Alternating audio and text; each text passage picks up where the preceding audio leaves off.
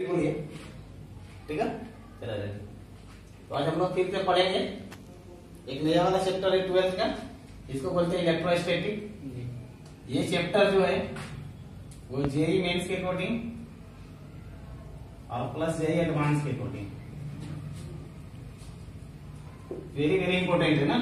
इससे 2 से 3 क्वेश्चन हर साल आता है जेईई मेंस में, तो इसको हम लोग अच्छे से पढ़ेंगे और इसमें जितना भी बेसिक कॉन्सेप्ट है सारा का सारा क्लियर होगा।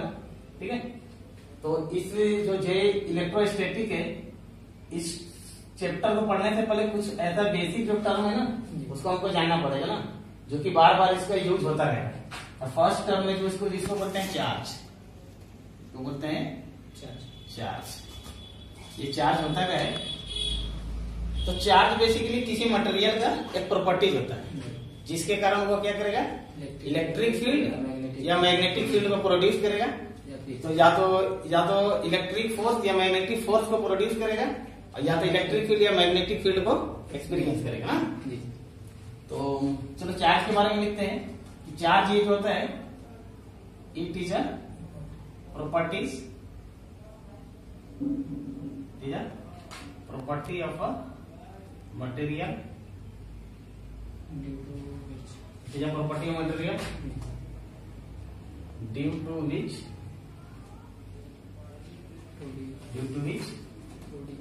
it produces and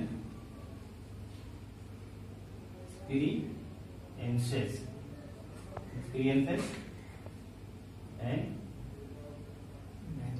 electric and magnetic effect.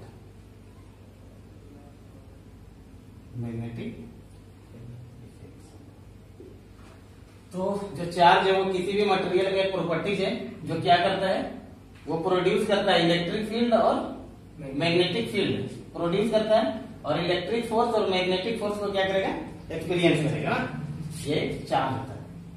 तो चार्ज में जब भी ये तो चार्ज का बात हो गया। जब हम लोग इलेक्ट्रोस्टैटिक पढ़ेंगे तो इसमें जो चार्ज है ना उसका मोशन वो स्टेशनरी होना चाहिए।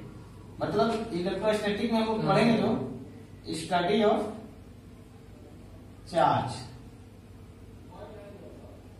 At rest is called, study of charge at rest is called electrostatic.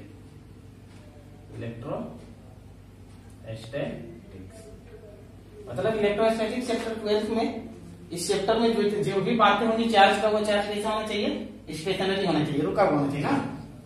तो इलेक्ट्रोस्टैटिक चार्ज के बारे में हम लोग पढ़ते हैं, और या इसके बाद हम लोग पढ़ेंगे कि चार्ज का बेसिक प्रॉपर्टीज होता क्या है। तो प्रॉपर्टीज पढ़ेंगे, उसके बाद चार्ज का जितना भी प्रॉपर्टीज है, चार्ज से रिलेटेड जितना भी कॉन्सेप्ट है, सारा सब कुछ सीखेंगे ना। तो आगे लिखते हैं properties of charge, properties of charges.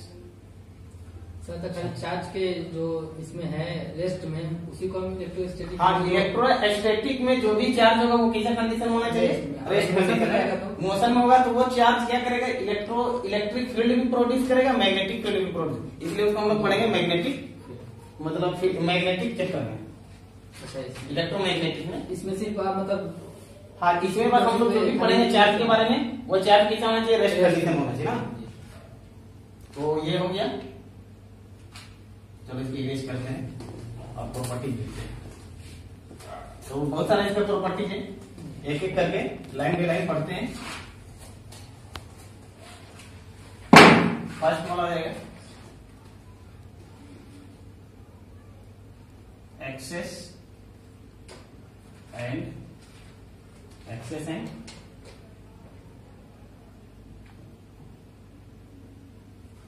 deficiency.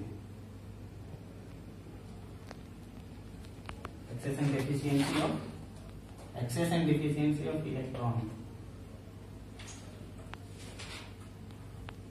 in the body. Excess and deficiency of electron in the body is the concepts of charge.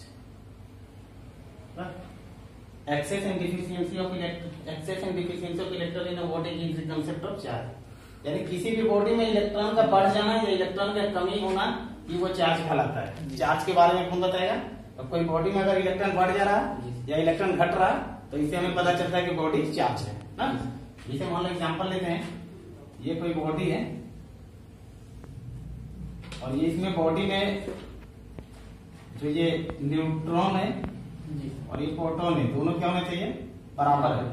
अगर ये बराबर है तो इसको हम बोलेंगे न्यूट्रल बॉडी है, न्यूट्रल बॉडी है ना। अगर इसी तरह अगला है, इसमें हमने बोला कि इलेक्ट्रॉन ज्यादा है प्रोटॉन से, मतलब जैसे ही इलेक्ट्रॉन ज्यादा हो जाएगा प्रोटॉन से तो वो बॉडी किसा हो जाएगा? नेगेटिवली चार्ज हो जाएगा, नेगेटिवली चार्ज। और ये इसी तरह ये बॉडी है और इसमें इलेक्ट्रॉन से ज्यादा है प्रोटॉन, तो ये बॉडी को बोलेंगे पॉजिटिवली चार्ज। ठीक है, मतलब चार्ज होने के लिए इलेक्ट्रॉन की आवश्यकता पड़ता है कि चार्ज ये लिखे थे एग्जाम में, ये लिखा था क्या? किसी भी बॉडी में इलेक्ट्रॉन का बढ़ जाना या घट जाना ही वो कहलाता है कॉन्सेप्ट ऑफ चार्ज। इसमें देखो कि इसमें प्रोटॉन ज्यादा, इलेक्ट्रॉन का कमी है, इलेक्ट्रॉन का कमी होने के कारण ये पॉजिटिवली चार्ज हो गया। इसमें इलेक्ट्रॉन ज्यादा है प्रोटॉन कम है, यानी इलेक्ट्रॉन ज्यादा है इसलिए नेगेटिवली चार्ज है। इसमें इलेक्ट्रॉन और प्रोटॉन दोनों बॉडी है तो उसको बोलेंगे न्यूट्रल चार्ज ना, पहला प्रॉपर्टी। अच्छा, एक कॉन्सेप्ट ये यहाँ से आता है कि अगर किसी भी बॉडी से इलेक्ट्रॉन के निकल रहा है या आ रहा है जी तो जब बॉडी से किसी भी बॉडी से इलेक्ट्रॉन को निकल रहा है, ये मान लेते जैसे कि इसमें इलेक्ट्रॉन कम है प्रोटॉन ज्यादा है, इसका मतलब इस बॉडी से इलेक्ट्रॉन का हुआ है निकला हुआ है, निकल के कहीं दूसरे बॉडी पर चला गया ना। तो इसका मतलब ये हुआ कि इस बॉडी से जो इलेक्ट्रॉन निकल रहा है तो इस बॉडी का जो मास होगा ना वो भी कम हो जाएगा जी। क्या होगा? कम मास विल बी डिक्रीजेस, मास का होगा डिक्रीज हो जाएगा। क्यों होगा? क्योंकि इलेक्ट्रॉन के जो भी इलेक्ट्रॉन होता है उसके अपना कुछ ना कुछ मास होता है, तो जैसे बॉडी से निकल रहा है इलेक्ट्रॉन तो कुछ मास को लेकर ही बाहर निकला। उसी तरह जब ये बॉडी चार्ज, ये इसमें इलेक्ट्रॉन की संख्या ज्यादा है, इसका मतलब बाहर से कोई इलेक्ट्रॉन आया है तो वो अपने साथ साथ कुछ मास लेके आया होगा, इसलिए बॉडी का नेगेटिवली चार्ज और इस बॉडी का मास क्या हो जाएगा? इंक्रीज होगा ना जी सर, तो मास उसमें अधिक होगा। Mass of this body will increases, body का मास क्या होगा? Will increase. ठीक है, और इसका जो रिमेन रहेगा ना, इसमें तो चलिए इसमें तो नो तो बॉडी इलेक्ट्रॉन निकल रहा है कुछ नहीं होगा। हाँ, तो इसमें एक कॉन्सेप्ट आ गया कि अगर कोई भी बॉडी से जो भी इलेक्ट्रॉन निकल रहा है या तो आ रहा है तो इलेक्ट्रॉन का बढ़ जाना या घट जाना ही वो कॉन्सेप्ट ऑफ चार्ज कहलाता है। चार्ज का कॉन्सेप्ट तभी आएगा जब किसी भी बॉडी से इलेक्ट्रॉन बाहर जाएगा या तो उस बॉडी पर आएगा। दूसरा चीज ये पता चला कि अगर किसी भी बॉडी से इलेक्ट्रॉन निकल रहा है तो वो बॉडी पॉजिटिवली चार्ज हो जाएगा और जैसे ही पॉजिटिवली चार्ज तो उस बॉडी का मास भी डिक्रीज हो जाएगा। उसी तरह अगर कोई भी बॉडी से बाहर से किसी भी बॉडी पर इलेक्ट्रॉन आ रहा है तो वो बॉडी का हो जाएगा नेगेटिवली चार्ज हो जाएगा और इस बॉडी के साथ साथ उसका मास भी इंक्रीज हो जाएगा। तो इसी पॉइंट को हम लोग लिख लेते हैं थोड़ा सा नीचे की तरफ, तो मिटाते हैं और यहाँ लिखते हैं नोट नंबर 1 में। ठीक है, तो नोट नंबर 1 में लिख लेते हैं, ये में लिखते हैं if a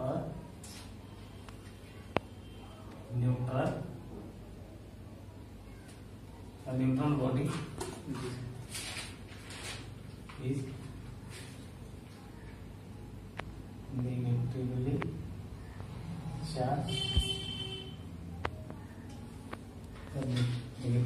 charged, it means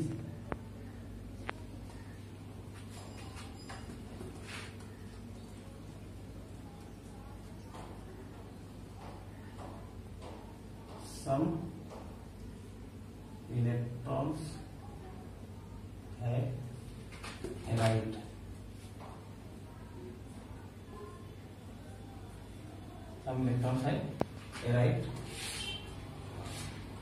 on the body from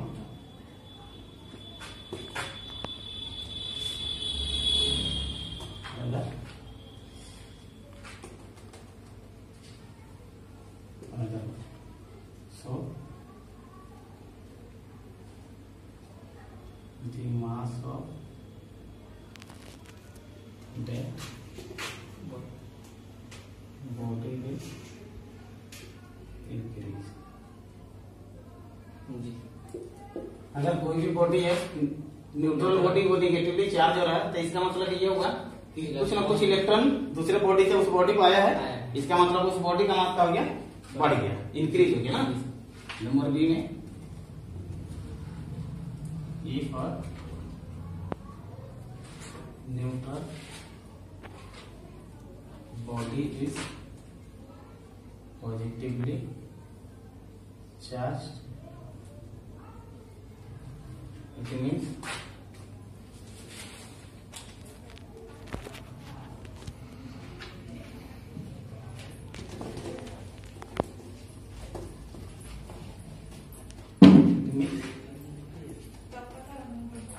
some electrons have left their body. So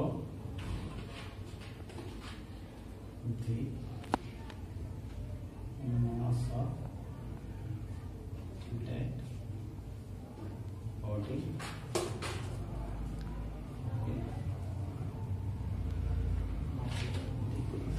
ठीक। अगर किसी भी कोई भी न्यूट्रल बॉडी अगर पॉजिटिवली चार्ज हो रहा है तो इसका मतलब क्या हो गया कि सब इलेक्ट्रॉन से लेफ्ट डेड बॉडी उस बॉडी से कुछ न कुछ इलेक्ट्रॉन का हो गया, निकल गया, हट गया, लेफ्ट हो गया। So that the mass of dead body will decrease, इसलिए उस बॉडी का मास क्या होगा, डिक्रीज हो जाएगा। ये फर्स्ट प्रॉपर्टी था। Property number 2, 1 coulomb equal to 3.6 गुना 10 टू पावर माइनस 19 जी ई एसयू इलेक्ट्रोस्टैटिक ना। जी एक कूलम का वैल्यू कितना होता है 3.6 गुना 10 टू पावर माइनस 19। नहीं ये तो पहले पढ़ा चुके हैं ना जी। आप इनसे वो भी बताएं। एक कूलम 3 इंटू 10 पावर माइनस 12 अरे 9 होता है सर, नहीं होता है। एक coulomb equal to 3.6 into 10 to power 3 into 10 power 9। अच्छा सॉरी, ये होता है 3 into 10 to power minus 10 to power 9 E SU electrostatic ना। ठीक। नंबर 3 में एक कूलम हो गया। अगला हो गया कि जो चार्ज होता है वह स्केलर क्वांटिटी होता है ना। जी sir. Charge is a scalar quantity और ये दो तरह का था ना। जी sir. Positive it can be 2 type, जो कि बात हो चुका है। जी sir. 2 type. First one is positively charge, second one is negatively charge ना। देखो आगे देखते हैं। तो ये बहुत गर्मी लग रहा है। पटिक नंबर 4 ना जी, क्या हो गया पटिक नंबर 4 में चार्ज इज ट्रांसफरेबल। ट्रांसफरेबल का मतलब ये हो गया कि चार्ज को एक बॉडी से दूसरे बॉडी में क्या ट्रांसफर किया जाता है ना। तो charge can be transfer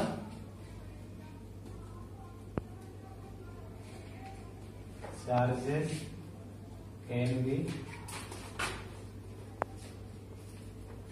transferred from one body to another body, from one body to another body. The process of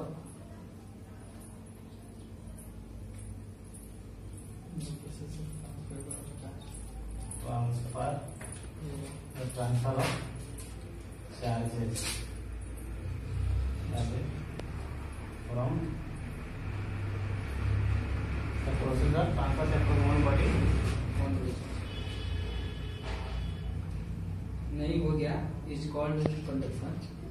the process of transfer of charges from one body to another body by ये तो ऊपर भी लिखे छोड़िए, चलिए ठीक है ये। Conduction by conducting ji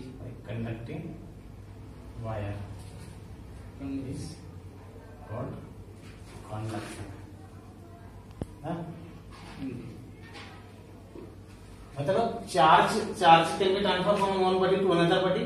the process of transfer of charges from one body to another body by conducting wire. अगर कोई कंडक्टिंग वायर से चार्ज को एक बॉडी से दूसरे बॉडी में ट्रांसफर कर जाए तो उसको बोलेंगे कंडक्शन ना। करंट में चैप्टर आएगा कंडक्शन के बारे में। ये कोई बॉडी है और ये कोई दूसरा बॉडी, इस तार से जोड़ दिए, ये हो गया कनेक्टिंग वायर। ये है charge body.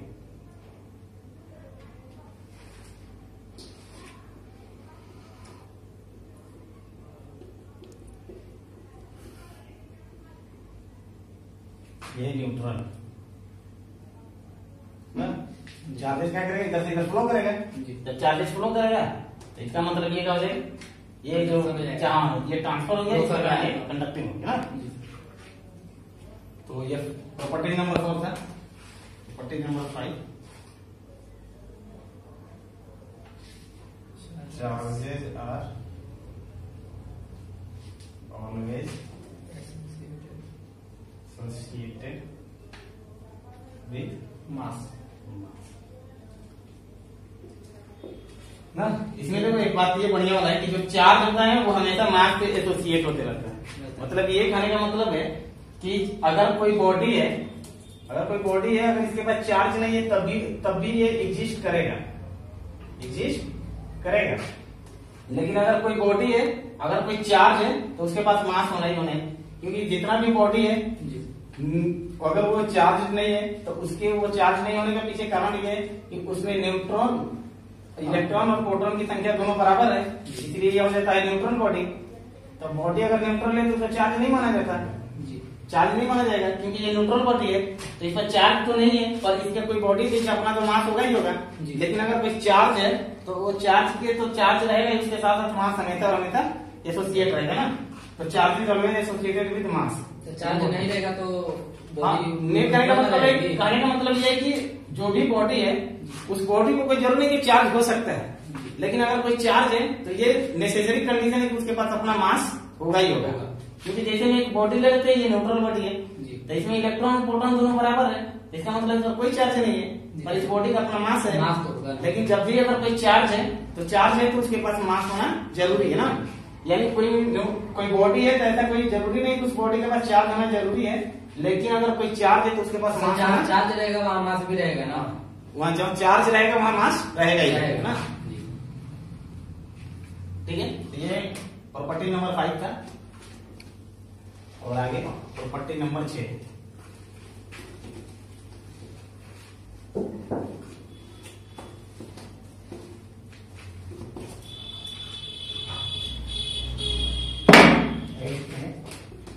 Property number 6,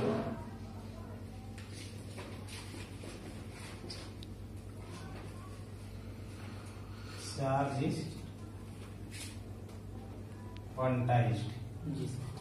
charge quantize का मतलब होता है कि जैसे मान लो कि जो फोटोन होता है वो पैकेट के रूप में होता है। पैकेट का मतलब एक ग्रुप में होता है, समूह में होता है। उसी तरह जो चार्ज होता है वो भी एक क्वांटाइज होता है ना, समूह में होता है। तो जैसे ये हो गया तो चार्ज इज क्वांटाइज, मतलब चार्जर में बॉडी, तो charge on a body is always an integral multiple of an electronic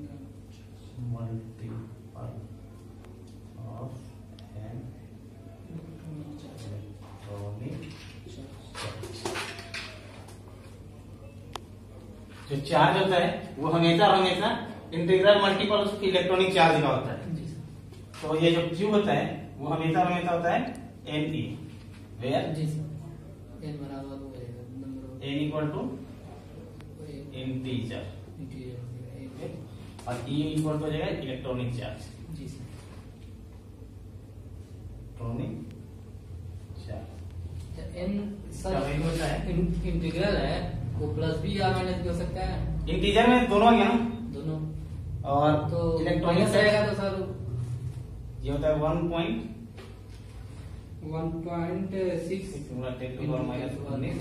coulomb. जी ये होता है ना। अब बात हो गई यहाँ कहीं भी प्लस माइनस भी लिखा रहता है, जी सर। तो अगर एन इंटीजर है तो इंटीजर में हमेशा प्लस वाला भी आता है माइनस वाला भी आता है। तो आप इसको नहीं भी लिखोगे तो उससे कोई दिक्कत नहीं। आपको ये याद रखना है कि Q बराबर एन ही होता है, जहाँ एन इंटीजर होता है, ए इलेक्ट्रॉनिक चार्ज होता है और इलेक्ट्रॉनिक चार्ज ही होता है। कुछ और चार्जेज होता है, जैसे मैं एक थोड़ा सा नाम सुना होगा क्वार्क का। क्वार्क्स एक ऐसा चार्ज है जो कि स्टेबल चार्ज नहीं माना जाता है। जो इलेक्ट्रॉनिक चार्ज है वो स्टेबल चार्ज माना जाता है, इसलिए इसे स्टडी किया है। जो क्वार्क्स है इस पर जो भी चार्ज रहता है 1/2 E प्लस माइनस में रहता है या 2/3 E प्लस माइनस में रहता है। ये फ्रैक्शन में रहता है ना। और जब भी चार्ज हम लोग जब भी पढ़ रहे हैं तो वो जो चार्ज है वो किसमें होना चाहिए? इंटीग्रल मल्टीपल्स में होना चाहिए। जबकि ये वाला जो चार्ज है वो इसका फ्रैक्शनल पार्ट है, ई का फ्रैक्शनल पार्ट है। तो चार्ज को अगर जो भी चार्ज फ्रैक्शनल पार्ट में है वो स्टेबल चार्ज नहीं होता। तो इसमें थोड़ा सा हम लोग लिख लेंगे equal are not stable. Quark stable नहीं होता ना। और उसके बाद अब कल पढ़ा जाएगा, बहुत गर्मी लगता है।